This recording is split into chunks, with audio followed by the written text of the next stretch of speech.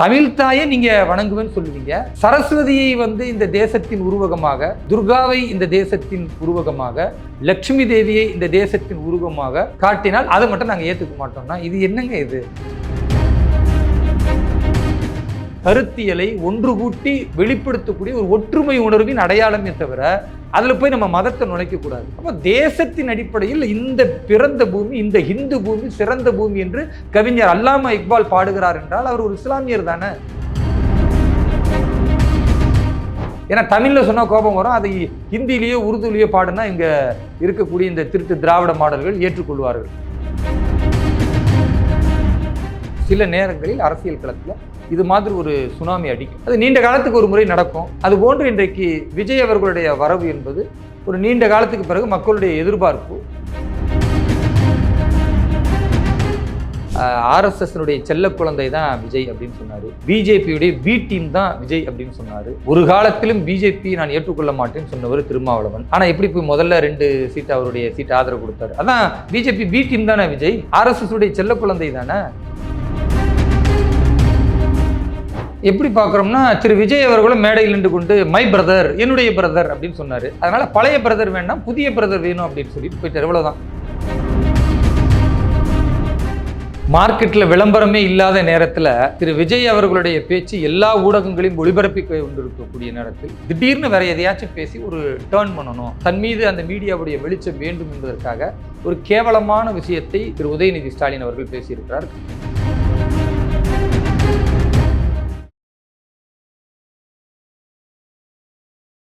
இளையபாடு நேயர்களுக்கு வணக்கம். இன்றைய சிறப்பு விருந்தினர் பாஜகவின் சிறுபான்மை அணியின் தேசிய செயலாளர் திரு வேலூர் இப்ராஹிம் அவர்கள் தான். சார் வணக்கம் சார். வாழ்க வளமுடன். இறைவன் அருளால் ரொம்ப சிறப்பாக இருக்கு. இறைவன் அருளால் தாவேகா தலைவர் விஜய் அவர்கள் சேம் ஆயிட்டாரு. இது எப்படி சார் பார்க்குறீங்க? அதான் நீங்களே சொல்லிட்டீங்களே, இறைவனுடைய அருளால் அப்படின்னு. எல்லாமே கடவுளுடைய நாட்டம் தான். 5 மாநில தேர்தல், அஸ்ஸாமில் பாரதிய ஜனதா கட்சி இறைவன் அருளால் மீண்டும் ஆட்சியை பிடித்தது. மேற்கு வங்கத்தில் பாரதிய ஜனதா கட்சி முதன்முறையாக ஆட்சியை பிடித்திருக்கிறது இறைவனுடைய அருளால். அதே போன்று மீண்டும் 2வது முறை தேசிய ஜனநாயக கூட்டணி நம்முடைய அண்டை மாநிலம் புதுச்சேரியில் ஆட்சியை பிடித்திருக்கிறோம். தமிழ்நாட்டுக்கு எப்போ சார் இறைவன் அருள் கிடைக்கும்? இறைவனுடைய அருள் கிடைக்கும். கட்சியினரும் கடுமையாக உழைக்கணும், சூழலும் சரியாக வரணும். எல்லாமே நடக்கும்போது நிச்சயமாக பாரதிய ஜனதா கட்சி தமிழகத்திலும் ஆட்சியை பிடிக்கும். அது வரைக்கும் மற்ற மாநிலங்களில் ஆட்சியை பிடிப்பதற்கு முன்னால் எப்படி நாங்கள் கடுமையாக உழைத்தோமோ, மக்களுக்கான சேவைகளை செய்து சித்தாந்த ரீதியான ஒரு பலத்தை உருவாக்கணுமோ, அதே போன்று தமிழகத்தையும் நாங்கள் உருவாக்குவோம். சார், முதல்வர் விஜய் அவர்கள் அதிரடியா 717 டாஸ்மாக் கடைகள் மூடிருக்காரு. இது எப்படி சார் பார்க்குறீங்க? இன்னைக்கு என்னுடைய முகநூலிலே அதற்கு வாழ்த்து தெரிவிச்சிருக்கேன் திரு ஜோசப் விஜய் அவர்களுக்கு. மாண்புமிகு தமிழக முதல்வராக அவர் பொறுப்பேற்ற பிறகு அற்புதமான ஒரு காரியத்தில் ஈடுபட்டிருக்கிறார். இதற்கு முன்னால் அம்மையார் ஜெயலலிதா அவர்கள் 500 மதுக்கடைகளாக ஒவ்வொரு வருடமும் குறைப்பேன் என்று சொல்லி குறைத்து காட்டினார். அதே மாதிரி ஒரு முன்மாதிரியை இவர் ஏற்படுத்தியிருக்கிறார். பள்ளிக்கூடங்கள், அதே போன்று எங்கெல்லாம் மத வழிபாட்டு தலங்கள் இருக்குமோ, பேருந்து நிலையங்கள் இருக்குமோ, அங்கெல்லாம் ஒரு 500 மீட்டரில் இந்த மாதிரி மதுக்கடைகள் இருந்தால் அதை அகற்ற வேண்டும் என்ற இந்த முடிவு வரவேற்கத்தக்கது. இது போன்று நல்ல முடிவுகள் வரும் பொழுது அதை நிச்சயமாக பாரதிய ஜனதா கட்சி வரவேற்கும். ஏனென்றால் நாங்கள் ஆல்ரெடி குஜராத்தில் மதுவிலக்கை ஏற்படுத்தியிருக்கிறோம் எங்களுடைய ஆட்சியில். அதே மாதிரி பீகாரில் மதுவிலக்கை நாங்கள் ஏற்படுத்தியிருக்கிறோம். அதே போன்று நாகாலாந்தில் நாங்கள் மதுவிலக்கை ஏற்படுத்தியிருக்கிறோம். பிறகு மிசோராமில் கூட இன்றைக்கு மதுவிலக்கு இருக்கிறது. அப்போ அதைத் தொடர்ந்து இன்றைக்கு தமிழகத்திலும் மதுவிலக்கு வேண்டும் என்பதுதான் பாரதிய ஜனதா கட்சியினுடைய கொள்கை.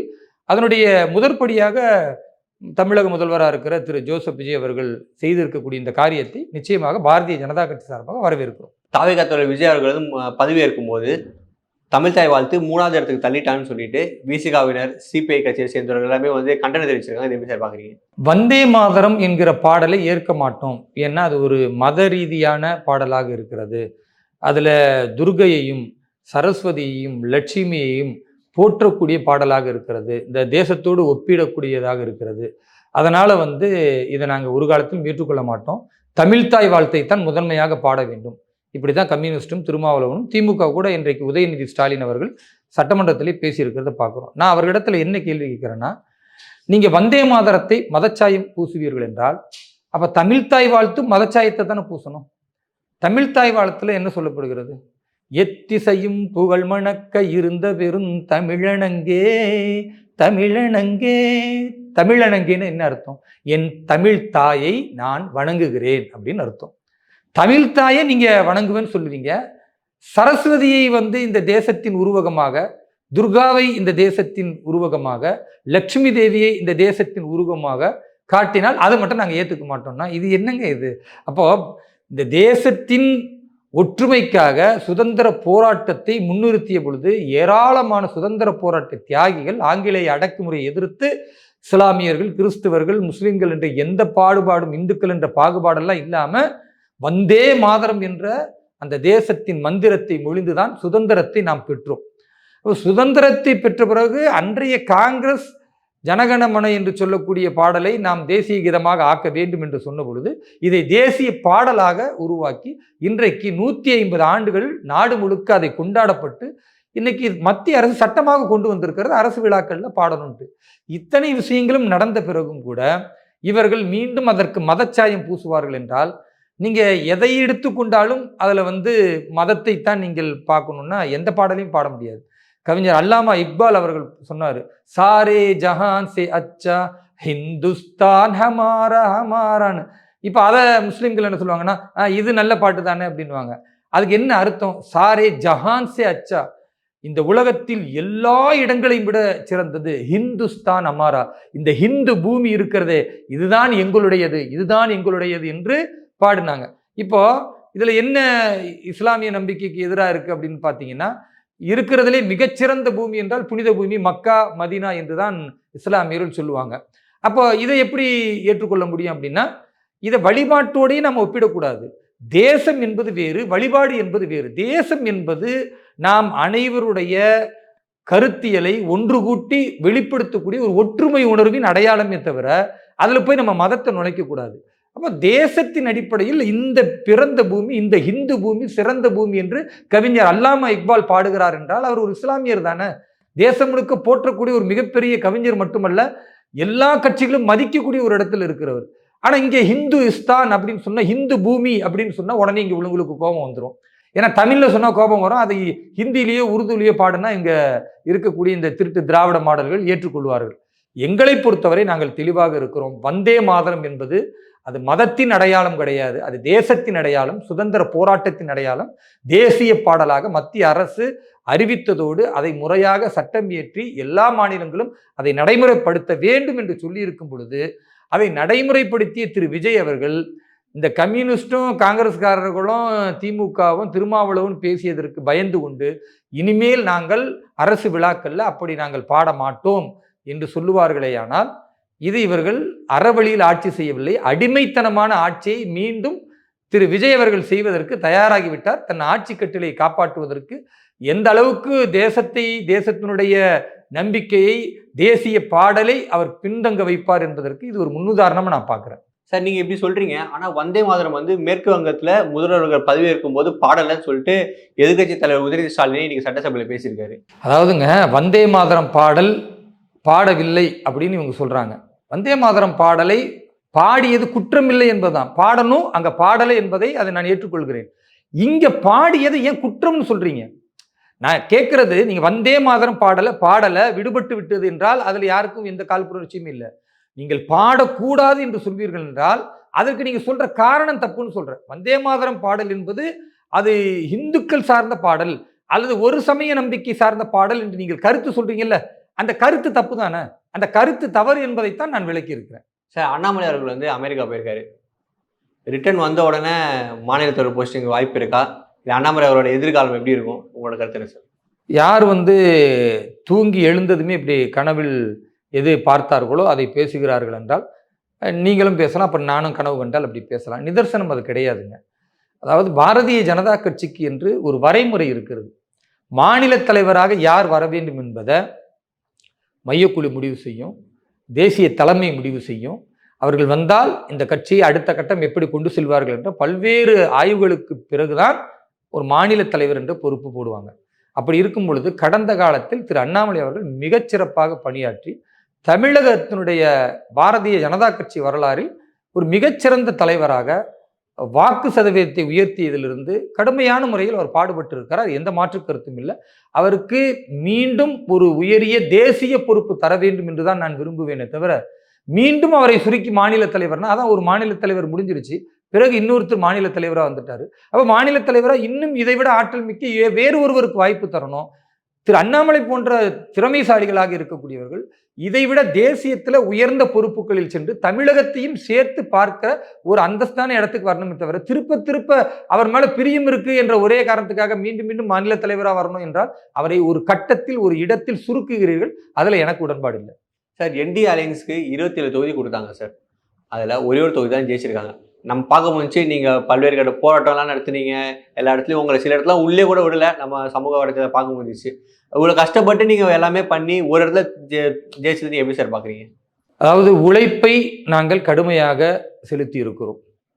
அதற்கு வரக்கூடிய ரிசல்ட் என்ன அப்படின்னு பார்த்தா மிக குறைவாகத்தான் இருக்குது. அதில் எங்களுக்கு பெரிய வருத்தம் இல்லை. ஏன்னா சில நேரங்களில் அரசியல் களத்தில் இது மாதிரி ஒரு சுனாமி அடிக்கும். கடந்த காலத்தில் நீங்கள் பார்த்தீங்கன்னா திரு ராஜீவ்காந்தி அவர்கள் ஸ்ரீபெரும்புதூரில் ஒரு மிகப்பெரிய தற்கொலைப்படை தாக்கியதில் இறந்து போனார். அப்படிப்பட்ட அவருடைய அந்த படுகொலை நடந்த பிறகு திமுக டோட்டல் வாஷ் அவுட் ஆச்சு. துறைமுகத்தில் கலைஞர் அவர்கள் மட்டும் என் நினைவு சரியாக இருக்கும்னா ஒரு 800 வாக்கு வித்தியாசத்தில் தான் ஜெயிச்சார். மற்றபடி திமுக எல்லாருமே வாஷ் அவுட் ஆயிட்டாங்க. அம்மையார் ஜெயலலிதா அவர்கள் அறுதி பெரும்பான்மையாக வெற்றி பெற்றார்கள். ஆனால் அதுவே திரும்ப திரும்ப நடந்துச்சான்னா கிடையாது. அது எப்பொழுதாவது ஒரு வாட்டி நடக்கும். பிறகு அவர்களே தோற்றார்கள். அம்மையார் ஜெயலலிதா அவர்கள் தோற்றார்கள். அவர்கள் நின்ற தொகுதியிலேயே அவர்கள் தோற்றார்கள். அவர்கள் கட்சி தோற்றது. பிறகு அங்கே திமுக வந்தது. அதனால் அரசியல் களத்தில் சில நேரங்களில் இது மாதிரியான விஷயங்கள் நடக்கும். அது நீண்ட காலத்துக்கு ஒரு முறை நடக்கும். அதுபோன்று இன்றைக்கு விஜய் அவர்களுடைய வரவு என்பது ஒரு நீண்ட காலத்துக்கு பிறகு மக்களுடைய எதிர்பார்ப்பு. மக்கள் வாக்களித்திருக்கிறார்கள். ஜனநாயக ரீதியான அந்த முடிவை நாங்கள் ஏற்றுக்கொள்கிறோம். ஆனால் எங்களிடத்தில் எந்த இடத்தில் சறுக்கி இருக்கிறோம் அல்லது எந்த இடத்தில் நாம் இன்னும் அதிகப்படியாக மக்களை ஈர்க்க வேண்டி இருக்கிறது என்பதையெல்லாம் யோசித்து வரக்கூடிய காலகட்டத்தில் இன்னும் அதிவேகமாக மக்களின் சேவைகளை சிறப்பாக செய்து ஆளும் ஆட்சியினுடைய அவலங்களை இன்னும் எடுத்து சொல்லி மக்களுடைய அந்த நம்பிக்கையை பெற்று பாரதிய ஜனதா கட்சி வரக்கூடிய பாராளுமன்ற தேர்தலில் அதற்கு முன்னரே வரக்கூடிய உள்ளாட்சி தேர்தலிலும் நாங்கள் மிகச்சிறந்த இடத்தை கால்பதிப்போம். சார், அதிமுக வந்து இப்போ 2ஆ பிளவுபட்டு நம்ம பார்க்க முடியுது. சிவி சண்முகம் டீம் ஒன்று, இபிஎஸ் டீம் சொல்லிட்டு எப்படி சார் பார்க்குறீங்க? இதுக்கு பின்னாடி வந்து அமித்ஷாவோட பிளான் தான் பண்ணுறாரு, அமித்ஷா தான் இதுக்கு வந்து ஆர்டர் சொல்லி பண்ணுறாரு அப்படின்னு சொல்கிறாங்க. எப்படி சார் பார்க்குறீங்க? அது என்னன்னு தெரியலங்க. எதை யார் செய்தாலும் அதற்கு பிறகு பின்னால் வந்து ஒன்று பிஜேபி இருக்கும் அல்லது ஆர்எஸ்எஸ் இருக்கும் அப்படின்னு பேசி தமிழகத்தில் பழக்கமாயிருச்சு. சொன்னாங்க. இதே திருமாவளவன் தான் சொன்னார், ஆர்எஸ்எஸ்னுடைய செல்ல குழந்தை தான் விஜய் அப்படின்னு சொன்னார். பிஜேபியுடைய பி டீம் தான் விஜய் அப்படின்னு சொன்னார். ஒரு காலத்திலும் பிஜேபி நான் ஏற்றுக்கொள்ள மாட்டேன்னு சொன்னவர் திருமாவளவன். ஆனால் எப்படி போய் முதல்ல 2 சீட்டு அவருடைய சீட்டு ஆதரவு கொடுத்தாரு. அதான் பிஜேபி பி டீம் தானே விஜய், ஆர்எஸ்எஸ் உடைய செல்ல குழந்தை தானே. அப்ப சிறுபான்மை மக்கள் வாக்குகளை உடைத்து திமுக ஆட்சிக்கு வருவதை தடுப்பதற்கு அமித்ஷா போட்ட அற்புதமான சாணக்கியா பிளான் தான் இது அப்படின்லாம் பேசுனீங்கல்ல. அப்ப ஏன் போய் சேர்ந்தீங்க? அப்ப அது உண்மை இல்லைன்னு தெரியுதுல்ல. ஒண்ணு உண்மை இல்லை அல்லது அது உண்மையாக இருக்கும்னா அதெல்லாம் ஏத்துக்கிட்டு நீங்க போய் சேர்ந்துருக்கீங்க. ஏதாவது ஒன்றுதான் நியாயமான விஷயமா இருக்கும். எங்களை பொறுத்த வரைக்கும் நாங்கள் பி டீம்களை உருவாக்குவதே இல்லை. ஏன்னா பிஜேபி தான் இங்கே ஏ டீம். நாங்கள் எல்லா மாநிலத்திலும் ஆட்சியை பிடிக்கணும்னு நினச்சி வேலை செய்கிறோம். இன்றைக்கு 21 மாநிலத்தில் ஆட்சியை பிடித்திருக்கிறோம். மக்களின் மனங்களை வென்று ஆட்சியை பிடித்திருக்கிறோம். இப்போ அந்த அடிப்படையில் இன்றைக்கு தமிழகமாக இருக்கட்டும், கர்நாடகமாக இருக்கட்டும், பஞ்சாபாக இருக்கட்டும், இது எல்லாவற்றையும் கணக்கில் வைத்து நாங்கள் ஒன்று ஒன்றாக ஒவ்வொரு மாநிலமாக வெற்றியை ஈட்டப் போகிறோம். இது எங்களுடைய இலக்கு. அதனால் அதிமுக உடைகிறதா, ஒன்றுபட்டு நிற்கிறதா, அதிமுக யாருக்கு ஆதரவளிக்கிறது என்பதெல்லாம் அது அந்த கட்சியின் நிலைப்பாடை தவிர அந்த கட்சிக்குள்ள மூக்க நுழைக்க வேண்டிய வேலை பாரதிய ஜனதா கட்சிக்கு இல்லை. எங்க கட்சி வளர்ச்சி சிந்திப்பதற்கே எங்களுக்கு நேரம் இல்லை, உழைப்பதற்கே நேரம் இல்லை என்னும் பொழுது அடுத்த கட்சியை பற்றி நாங்கள் சிந்திக்க வேண்டிய அவசியம் இல்லை. வரக்கூடிய உள்ளாட்சி மன்ற தேர்தல் என்பது எங்களுக்கு அடுத்த கட்ட இலக்காக இருக்குது. அதை நோக்கி நாங்கள் பயணிக்கிறோம். சார், ராகுல் காந்தி அவர்கள் வந்து ஸ்டாலினை பிரதர்னு சொன்னார் சார். நான் எங்கேயும் பிரதர்னு சொன்னது இல்லை. இது வரைக்கும் ஒரு பொலிட்டிஷியன் வந்து நான் எங்கேயும் பிரதர் சொன்னது இல்லை. ஆனால் ஸ்டாலின் தான் நான் பிரதராக ஏற்றுக்கிட்டேன் அப்படின்னு சொன்னார். ஆனால் இப்போ வந்து தாவேகா கூட கூட்டணி வச்சு போயிருக்காரு சார். எப்படி சார் பார்க்குறீங்க? எப்படி பார்க்குறோம்னா, திரு விஜய் அவர்களும் மேடையில் நின்று கொண்டு மை பிரதர், என்னுடைய பிரதர் அப்படின்னு சொன்னார். அதனால பழைய பிரதர் வேண்டாம், புதிய பிரதர் வேணும் அப்படின்னு சொல்லிட்டு போயிட்டார். இவ்வளவுதான். அப்போ இதுலேருந்து என்ன தெரியுதுன்னா, ராஜீவ்காந்தி அவர்களை பொறுத்த வரைக்கும் பிரதர்னு யார் கூப்பிட்டாலும் உடனே கட்சி மாறிடுவார். இவ்வளவு ரொம்ப சிம்பிளான ஒரு தலைவராக இருக்கிறாரு. ஆனால் இந்த மாதிரி ஒரு தலைவரை நீங்கள் பாரதத்தில் எங்கேயுமே பார்க்க முடியாது. இப்போ நாளைக்கு வேணால் நாங்கள் பாரதிய ஜனதா கட்சியில் மை பிரதர் ராகுல் காந்தி அப்படின்னு சொல்லிட்டோம்னு வச்சுக்கோங்க, அநேகமாக காங்கிரஸ் கட்சியை கழிச்சிட்டு வந்தாலும் சரி, இல்லை கூட்டணிக்கு வரன்னு வந்தாலும் வருவார் போல இருக்கு. அப்படிப்பட்ட தலைவரை எல்லாம் காங்கிரஸில் வைத்துக்கொண்டு இருப்பதனால தான் தொடர்ந்து காங்கிரஸ் தோல்வி முகத்திலேயே இருக்கிறது. ஆளுங்கட்சியாக திமுக இருக்கும்போது உதயநிதி ஸ்டாலின் என்ன சொன்னார்னா, சனாதனத்தை வந்து என்ன சொன்னார்னா, டெங்கு, மலேரியா அது வந்து ஒழிக்கணும் அப்படின்னு சொல்லியிருந்தார். அதே மாதிரி இன்றைய தினம் சட்டசபையில் என்ன சொல்லிருக்காருன்னா, மக்களை அழிக்கும் சனாதனத்தை ஒழிக்க வேண்டும் அப்படின்னு சொல்லிருக்காரு. எப்படி சார் பாக்குறீங்க? மார்க்கெட்ல விளம்பரமே இல்லாத நேரத்துல திரு விஜய் அவர்களுடைய பேச்சு எல்லா ஊடகங்களையும் ஒளிபரப்பி கொண்டிருக்கக்கூடிய நேரத்தில் திடீர்னு வேற எதையாச்சும் பேசி ஒரு டேர்ன் பண்ணணும், தன் மீது அந்த மீடியாவுடைய வெளிச்சம் வேண்டும் என்பதற்காக ஒரு கேவலமான விஷயத்தை திரு உதயநிதி ஸ்டாலின் அவர்கள் பேசியிருக்கிறார். கடந்த காலத்திலேயே உயர்நீதிமன்றத்திலிருந்து உச்சநீதிமன்றம் வரைக்கும் அவர் தலையில குட்டு வைத்திருக்கிறது. கடந்த காலத்தில் பேசாம அமைதி காத்தவர். இவர் இப்படி பேசுனதுனாலேயே ராஜஸ்தான்லயும் மத்திய பிரதேசத்திலையும் காங்கிரஸ் தோற்றுறது. இவர்களை கூப்பிடவே கிடையாது. அப்ப திரும்பவும் இதை எடுக்கிறார் என்றால் உண்மையாகவே பாரதிய ஜனதா கட்சி வளர்ச்சிக்கு அவர் மிகப்பெரிய ஒரு பயனை தருகிறார். சனாதானம் என்பது அது இயல்பாகவே இந்த பாரதத்தில் பல்லாயிரம் ஆண்டுகளாக இருக்கக்கூடிய நம்முடைய வாழ்வியல் முறை, பண்பாடு, கலாச்சாரம் இதைத்தான் சொல்லுகிறதே தவிர உயர்வு தாழ்வு பற்றி பேசுவது சனாதனம் கிடையாது. உயர்வு தாழ்வை பேசக்கூடியவர்கள் உண்மையான ஹிந்துத்துவா என்ற சித்தாந்தத்தில் இருக்க முடியாது. இதையெல்லாம் புரிந்து கொள்ளாமல் அரசியலுக்காக கடந்த காலத்தில் எப்படி தங்களை விளம்பரப்படுத்திக் கொள்ள அல்லது மக்களை திசை திருப்ப ஒரு ஆயுதத்தை கையில் எடுத்தார்களோ அது மாதிரி இன்றைக்கு எல்லா மீடியாக்களிலும் விஜய் அங்கே போகிறார், விஜய் இவரை பார்த்து விட்டார், விஜய் அப்படி பேசிவிட்டார் என்று சொல்லும் பொழுது இவர்கள் யாருமே திரும்பி பார்க்க மாட்டேங்கிறாங்கன்ற அந்த கவலையில இப்படியாவது எதையாச்சும் ரெண்டு எடுத்து விடுவோன்னு உதயநிதி ஸ்டாலின் ஒரு முயற்சி எடுக்கிறார். ஆனால் ஐயோ பாவம், அவரை இந்த தமிழகத்தில் உள்ள எந்த மக்களும் கண்டுகொள்ளவில்லை, இனிமேலும் அவரை கண்டுகொள்ள மாட்டார்கள். ஒரு எதிர்க்கட்சி தலைவருக்கான எந்தவித தகுதியும் இல்லாமல் வெறும் பிறப்பின் அடிப்படையில் அவருடைய அப்பா முதலமைச்சராக இருக்கிறார், அவருடைய தாத்தா முதலமைச்சராக இருந்தார் என்பதற்காக இவர் வந்திருக்கிறார். நிச்சயமாக இவருடைய எதிர்க்கட்சி தலைவர் என்ற இந்த பொறுப்பு மக்கள் மத்தியில் நிராகரிக்கப்படும். சார், நேற்றைய தினம் வந்து முதல்வர் விஜய் அவர்கள் வந்து ஸ்டாலின் அவர்களை மீட் பண்ணிருக்காரு. அதே மாதிரி அன்புமணி ராமதாஸ், சீமான், வைகோ அவர்களை மீட் பண்றாரு. இதை எப்படி சார் பாக்குறீங்க நீங்க? தலைவர்களை சந்திப்பது, மாற்று கருத்துள்ளவர்களோடு பேசுவது என்பதெல்லாம் நல்ல செயல்தான்.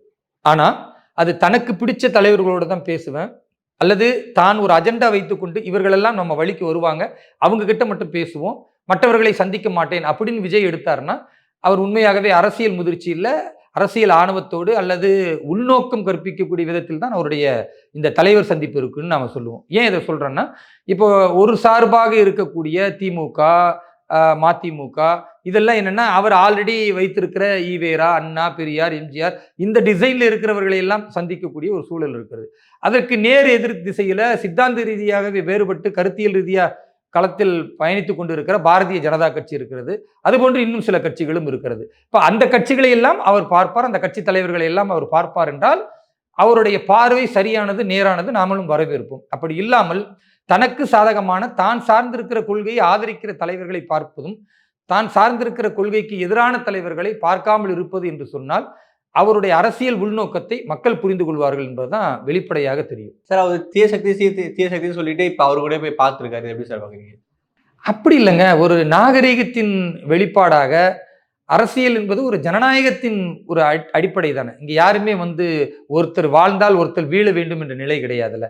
மாண்புமிகு பாரத பிரதமர் திரு நரேந்திர மோடி அவர்கள் கூட அறிவாலயத்துல டாக்டர் கலைஞர் அவர்களுடைய இல்லத்திற்கு சென்று அவர் உடல் நலத்தை விசாரித்த அந்த நிலையெல்லாம் நாம் மறக்க முடியாது.